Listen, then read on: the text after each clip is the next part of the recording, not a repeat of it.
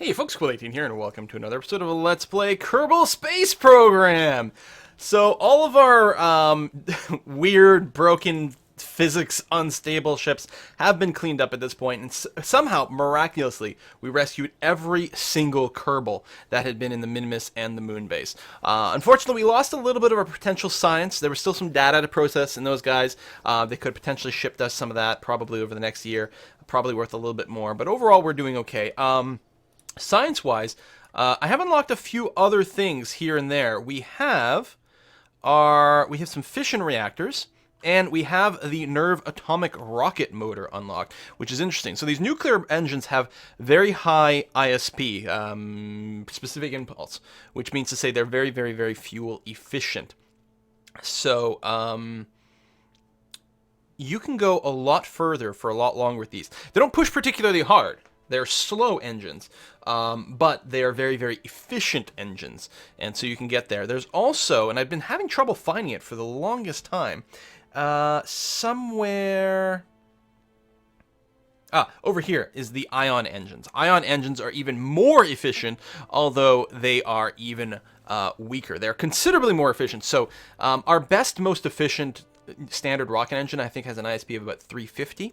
The nuclear engine here has an 800, so it's more than twice as fuel efficient. And then the ion engines, so especially these advanced ones, you can see here has an ISP of 3400. Actually, this one here might have been 3800, so even more efficient over here. So this one is what, almost five times the efficiency of the nuclear one, therefore about 10 times the efficiency of the standard rocket engine. It does push very, very, very slowly.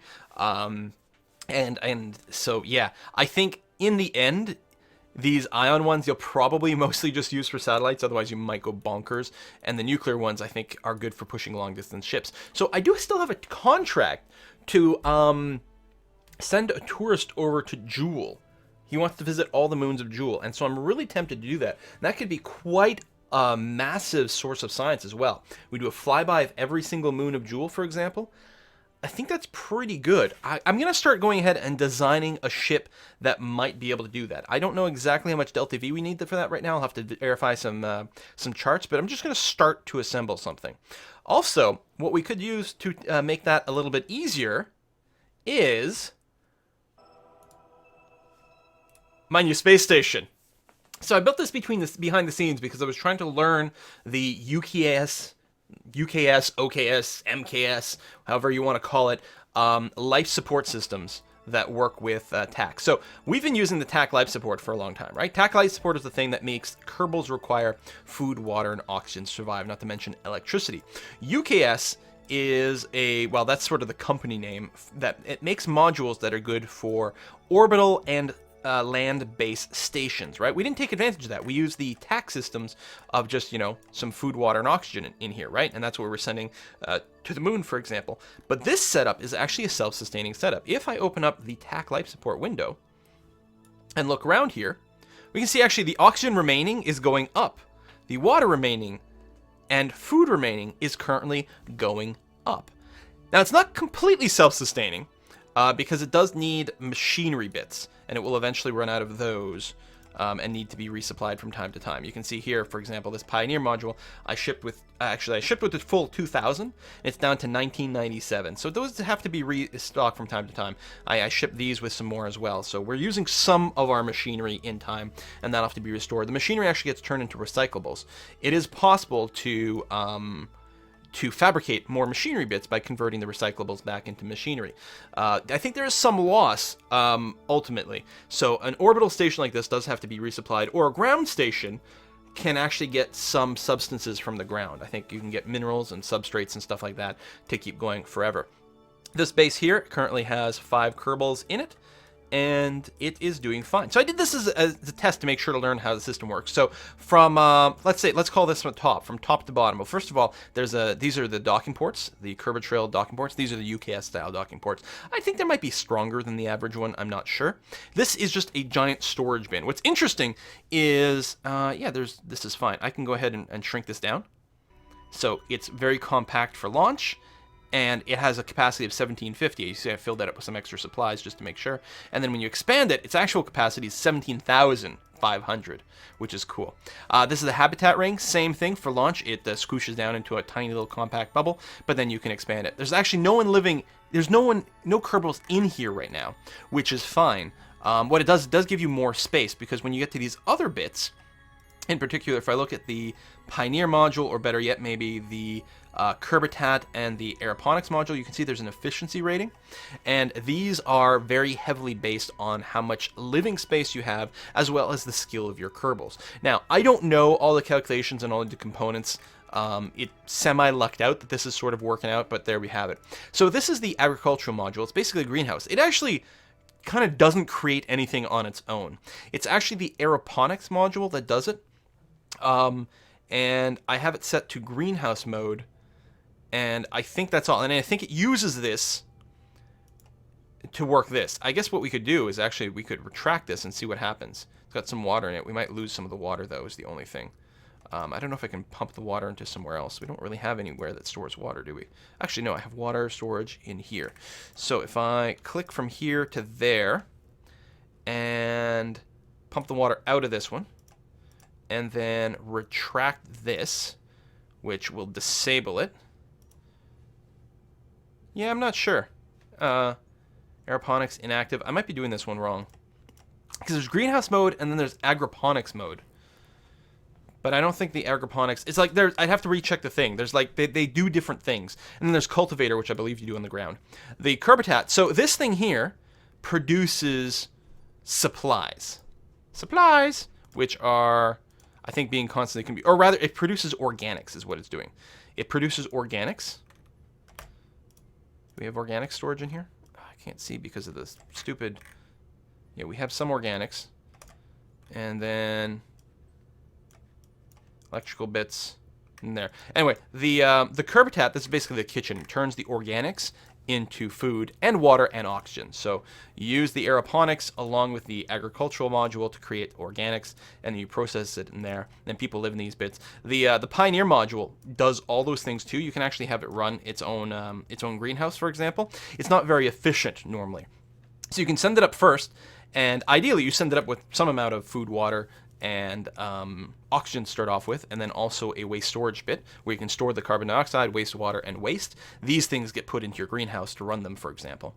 And your Pioneer module can make these last longer by running a relatively inefficient greenhouse, but it will stretch these supplies a bit. And then you get the other modules in here, and there we go. At this point, this is as far as I can tell, this station is self-sustaining, other than a need for more machinery. And of course, it doesn't have unlimited power, but it's got a decent amount of production, and it's got enough battery storage that it can handle one day-night cycle. As I say that, it runs out. I guess, stop the research. We're about to hit the sun again, so we should be okay. Wow. There we go. Woo! It's not a problem if you don't actually have the thing loaded, because the electrical calculations work differently, but there you go. We are producing science. I got a little bit of data on the way up, barely anything, just like some atmospheric scans. But clearly I have to send more battery power up. Or in fact, what I'm going to do is send up a nuclear generator to tide it through the night. That's what I'm planning on doing. I'm going to transmit what science I have home. We'll get a little bit extra. There you go. Once it's in the sun, like, it gains power, even with everything running. Losing a little bit during the actual transmission step over here. But as soon as we're done transmitting, because transmitting does use a lot of power, once we're done transmitting, then, again, it'll charge. It'll get a full charge throughout the night, and generally speaking, be okay. Here, temporarily, let's go ahead and stop the research, which will help the situation a wee bit. Let me just finish this up. Come on! And I don't think I can fast forward through this. But yeah, if you're not actually running the station, you don't have to worry about running out of power. The rest of it, yes, but the power, for whatever reason, I guess because power can't be calculated, they don't know if the solar panels are running or not unless you actually have the thing loaded. There we go, and we can start working that, and again, the electricity will go up. So we'll have to send more batteries or a nuclear generator, which is what I'm looking to do, just to supplement the solar power. So we can also use this as an intermediary stage. We could sort of build a ship in space. For example, if the ship we're going to send to Jool is sort of too big, too heavy, then what I can do is send a partial ship up here, dock it. I mean, I don't have to dock it here, but we may as well dock it here, send the rest of the ship, connect it there, and then move on. So we can send the modules in 2 bits. For example, I could send up sort of the basic living module, you know, the cockpits, the supplies, that sort of thing, and then send up a second module that is the actual engines for that. Just plug it into the back. So put the living modules here, plug the engines in the back, and then detach over here. I also originally had considered literally taking this thing and sending this one to Jool, because it's going to be a long trip to Jool. I don't know how much food, water, and oxygen we're going to need for the full round trip, but if I literally just bring my own greenhouse with me, that'd be pretty good. This is very heavy, though. Mostly it's the machinery, as it turns out. It's insanely heavy. So, anyway, let's go back to Earth, and let's start designing our Jool ship. It's going to have to last a good long time. And yeah, I think sending it up in 2 parts is actually going to be a very, very, very good idea. And again, it doesn't have to be docked at the station, but it may as well. So, because depending, if it's parked a little bit longer, then I can go and steal some of the station's supplies for the actual trip. So, I want to bring a full complement of crew. I want a pilot, an engineer, and a scientist, plus I need room for my 1 tourist. By the way, the mission is Jool Grand Tour, Tourism Plus. Pepe Kerman wants to swing by Lath, Val, Tylo, Bop, and Pole. And these last 2 must be very small because it wants to get pretty low. I think he wants to get into, like, basically the low orbit of all of them. I don't have to actually orbit around them. I just have to get into the low orbit state, that sort of range. And that's also where we can get a lot of science. So this trip will be hugely valuable, and he's going to pay me like $5 million for completing it. So money is sort of no object for constructing this. So, how do we want to design it? Well, again, I need room for at least 4 people.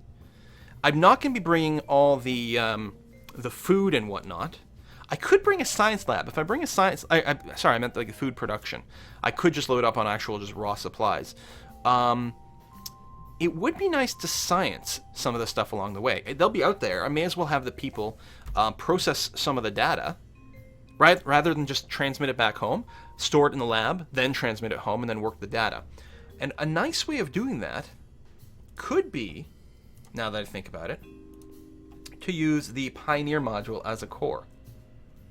All right, combination habitat, command center, and mobile laboratory. Designed to be the first module in place for budding colony, contains facilities for field research and a modest greenhouse that can help replenish the initial supplies of your expedition. It's only 25% efficiency. It's got room for 2 people. But it's also a science lab, which is why, like, there's still value to this thing, even after you build your proper ship with the, the proper greenhouse stuff. This thing still has a role to play in that it is still a research lab. And it's got room for 2 people. Now, I don't know if you need 2 scientists. It's not very specific in here.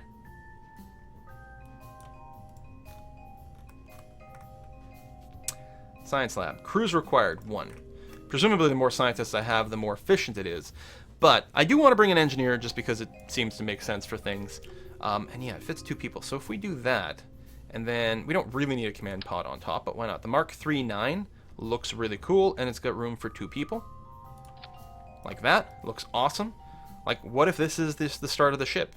That's okay. We can put a the Kerbal docking port on top, so now it'll be able to dock with the station. I may not even have to worry about re-entry stuff, right? Like, I could leave this thing in space later, dock to the station. We could resupply it for some other trip somewhere else, which wouldn't be bad. So use the greenhouse a little bit. That's good. We are going to be pretty sunny most of the time, but we will still need batteries or a nuclear reactor. I think I'd prefer bringing batteries because I'm not sure how much reactor mass we're going to need to run the reactor, right? So let's go and bring, let's say, 8K battery stuff. Last one's not actually connected properly. There we go. It's got to glow green and not be transparent after. And I assume both of these have reaction wheels. Okay, just the top one does. We might want to stick on another proper reaction wheel, although it's not really going to need super fast maneuver. It's going to be pretty heavy with everything put together. You know what? I will go ahead and put a reaction wheel right in here as well. Now, supplies.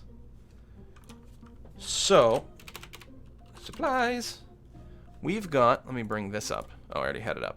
With 4 crew, which is how much we're actually going to bring. Large container. Yeah, I really don't know how much we're going to need. So at this point, we've got 3.5 years. Gosh, I know it's going to take a while. Like a ridiculous amount. We are going to recycle some of it, which is good. It's probably too much. That's over 10 years. It might end up being that long of a round trip, though. That's the crazy thing. It could actually happen. Now, we are going to need 1 waste storage. At least 1. And that's because we don't want to dump everything, because we need the greenhouse to be operational. Right? It's going to recycle some stuff, and it's going to recycle the waste. Now, it only recycles... It's only at 25% efficiency. And probably, honestly, for just 2 people. So it's not going to be able to do all of it. So we will end up dumping a lot of it overboard. But this way we've got some storage for CO2, wastewater, and waste that can be recycled in the greenhouse, which will stretch our supplies a little bit. Is this going to be enough? I have no idea at all. Let's get solar. We'll use the Gigantor solar arrays, which is probably overkill. But we're going to force them there. That way, no matter what orientation we're in, we'll get plenty of sunlight, so that will be fine. And yeah, these batteries just have to last long enough to go behind, say, Jool, for example. And I think it'll be enough. Need be, we can turn off the greenhouse and the science lab. Those are going to be the only real energy drains. The life support system is not going to drain that much. Right now, we have enough stored for 8 days. If we were on the surface of a slow-turning moon or planet, that may not be enough. Like, we know that the actual moon, the dark period is very, very long on there, but we're going to be in orbit the whole time, so we're going to be going around quite a lot faster, so that won't be a problem. We've got lots of battery, probably way too much battery, actually, because I forgot there's like 10,000 energy charge, I think, in the Pioneer module. I think we can probably save weight and get rid of that. See, we still have 6 days worth. That's a lot. I'll bring the extra battery pack just in case. But that's going to be fine. So that allows us to hook up there, which is good. RCS for docking. We don't need RCS on this bit, though. Well, I say that. When we come back, we're going to want some. Because we can have RCS on the base bit. But, actually, we are going to want RCS on here just because steering will be a big pain in the butt otherwise, right? If all the RCS thrusters at the bottom, none at the top. I think I kind of like the idea of the linear thrusters instead of the thruster blocks. And then we'll just go and put, like, here. I realize it gets in the way of the ladder a bit. I'm not really planning to go out of the ship. I can't remember, does this command pod have RCS? It sort of looks RCS-y.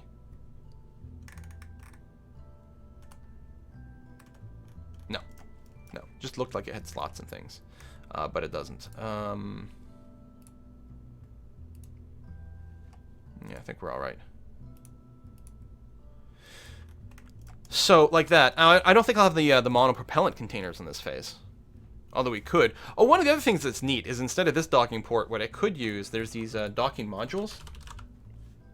Yeah, these things. So it's a docking clamp, but it also has some monopropellant in it, which is a nice touch. I think we'll hold off. So, oh, and we need science experiments. Jeez. Which I think I'm going to put here. So I want the octo-core. And I'm putting there because it'll be easier to reach next to the ladder. So then we're going to go to the science experiments. We are going to bring a scientist, so we're going to be able to reset experiments. So assert is the asteroid scanner, so we don't need that. Atmospheric sensor. I don't know if that's going to come up. I mean, obviously we have to be in an atmosphere. I don't think we're going to clip any atmospheres. No, that would be bad. And I don't think you can do an atmospheric scan from orbit. All right, Gorsat is a thing that works, right? Yeah, it scans planet surfaces, which is good. Magnometer boom definitely works as well. Multispectral imaging platform. Oh, that lets us do all the surface scans, which we're not going to do because we're not going to get in orbit around these things. There we go. Mystery goo container, which I want at the front so that it's easier to reset. Although, it might be possible to do an easy reset from the science lab. I'm not sure if this comes with that feature or not. But some of the science labs do, which is very handy. Pressure and 2 hot sensor. We're allowed to do some of those, I believe. Science Junior's got to be near the front as well, just in case the scientist needs to reach it from the ladder very easily. Although we can always egress out of the back. But I think it'll be easier to do it as one EVA. Soil moisture, we're not going to do. Solar particle, we can definitely do. So we are left with one more in these slots. So I'm going to go ahead and take the... Which one did I leave out? Oh, the atmospheric sensor. Which, again, probably doesn't work, but we've got a spot there. I mean, I could always just use a blank or something else. Like just an empty box to fit something else in. We might have some experiments that don't fit in one of these. We're not going to drill.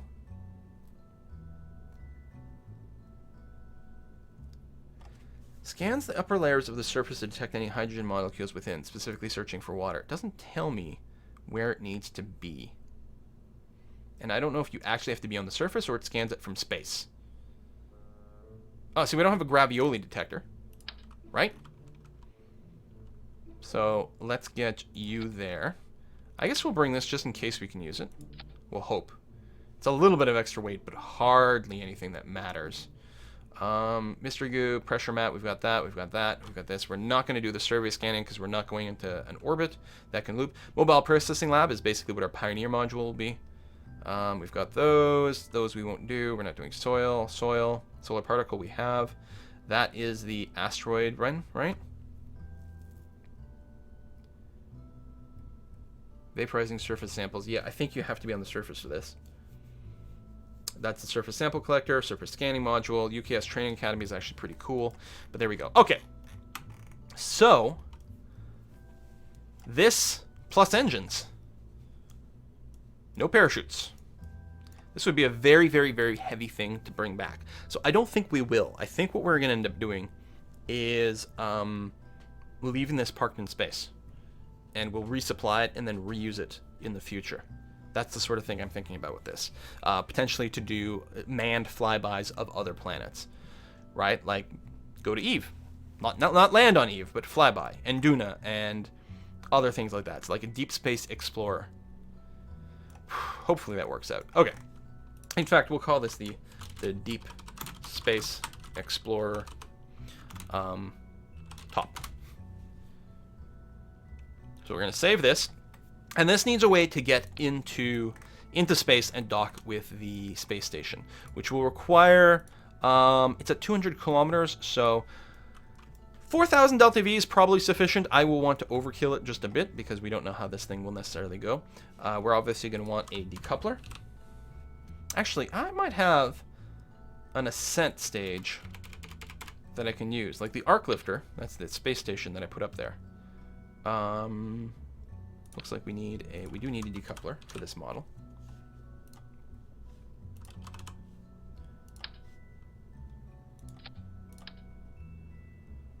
Right, like that gives us what?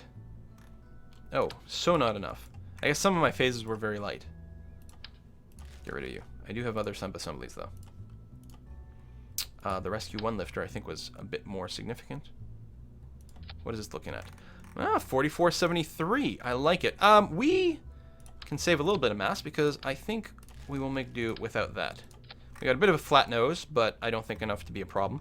4676 total delta V. That compensates for the slight air resistance of the flat nose. I like it. It does have one thing missing, though. And that is, right now, I can't really... Once I separate this, leaving this attached to the arc, this is going to be sort of just floating and lingering in an awkward kind of way. Well, I mean, as long as it decouples with enough force, I guess that's fine. But I could put like a little mech jab, control module on there, maybe a reaction wheel, and then it could steer itself away after it's done. Actually, right, I want to use RCS for maneuvering, right? For the final docking. So that's what we're going to do. Now, I don't have any source of RCS yet, so I need something that provides RCS fuel. Like that, which is potentially too much, I'm not sure. And then we're going to grab more of these little bad boys. And I guess put it down at the other end. 4 times symmetry. 4 times, there we go. Down like that. So I've got a bit at the top and a bit at the bottom. And some monopropellant in the middle. Probably too much.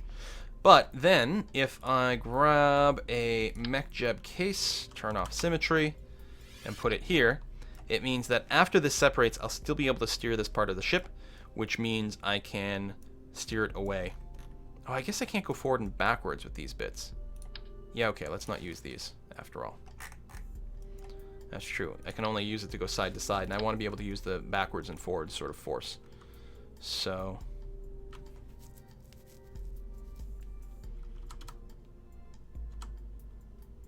and I'm blocking that ladder, but it's fine.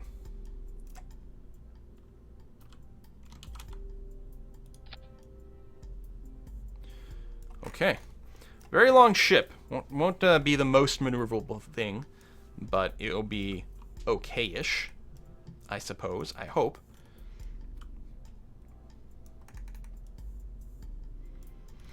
It's got the extra reaction wheel, which will certainly help. So again, dock to the Arc orbital station, detach, deorbit this thing, get it out of the way. Good.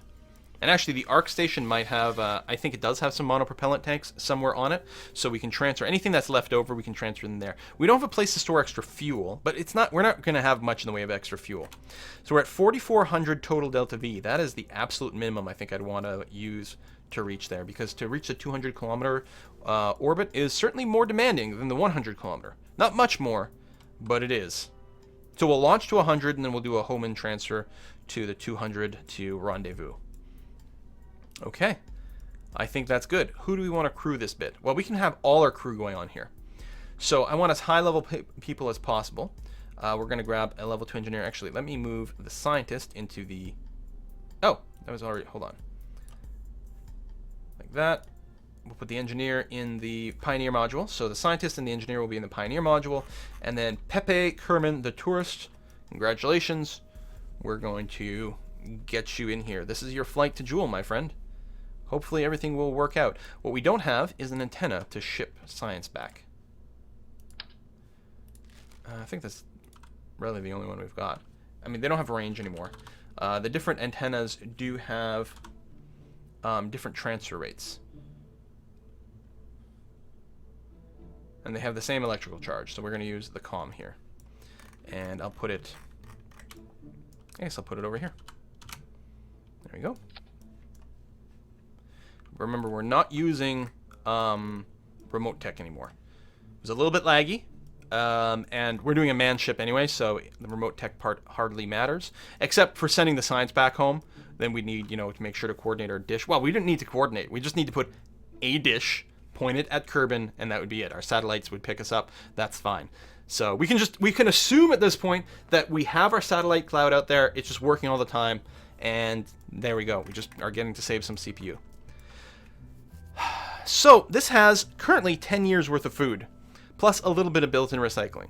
I'm hoping this is insane amounts of overkill.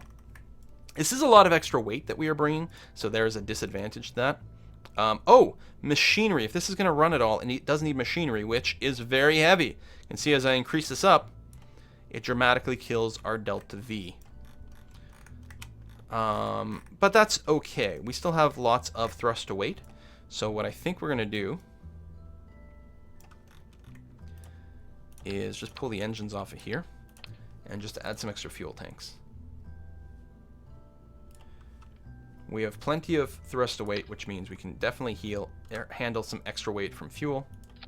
So we'll do that, and then put the engines back in. There we go. Back up to about 4,500. Still lots of thrust to weight. In fact, I'm going to want to go and bring these down a bit. I'm going to take the central one here and just throttle it down to about 1.3 and change. There's a surface level thrust as well that you have to be a little concerned about.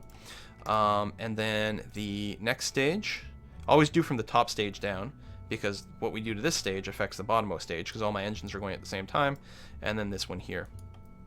And it helps to prevent sort of hitting the air barrier, but it actually makes things fly a lot better too, because when you do have more air pressure and more thrust, if you go sideways a little bit, especially with a longer rocket, it can increase the chance that you sort of flip out and go sideways. By doing this, we won't have to worry about fins. We should be fine. Delta V should be okay. Hopefully that is a sufficient amount of RCS. It'll be a little tricksy to navigate. We'll have to sort of line ourselves up from pretty far away, but I think we're going to be fine. Okay, that is the ship design. I'm going to put a cut in here. In the next episode, we're going to try to launch this and dock. And assuming that works, we'll start working on our next stage. Thanks for watching, folks. How's my staging, actually? These parachutes are all going to be good. That's fine. And then we've got that stage there, which we never want to manually launch. I think we're okay. We don't have any parachutes on this one here. That's because it'll almost certainly burn up on its way back in. So I'm not going to bother. And we'll save an extra couple of bucks on parachutes that would never do anything. Okay, see you next time, folks. Bye-bye.